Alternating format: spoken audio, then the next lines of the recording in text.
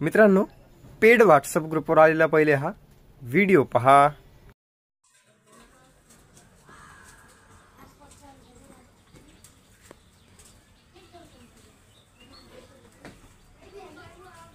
आता ऐका प्रॉब्लेम काय आहे।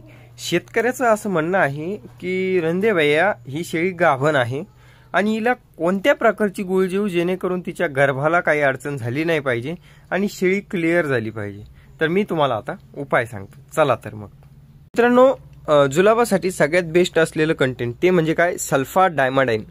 तर हे सल्फा डायमाडाइन नावाचं कंटेंट सगळ्यात बेस्ट आहे आणि त्याच्यासाठीच ही एक बोलस आहे बघा, सल्फा डायमाडाइन बोलस। कसल्याही प्रकारची बुळकांडी असू द्या, गाभण शेळीला असू द्या किंवा खाली शेळीला असू द्या, ही सल्फा डायमाडाइनची गोळी तुम्ही द्यायची आहे। नाव तुम्हाला खाली दिसत असेल, सल्फा डायमाडाइन बोलस 5 ग्रॅम मध्ये असते। अर्धी गोळी सकाळ संध्याकाळ द्यायची, एकदम ओके होऊन जाते।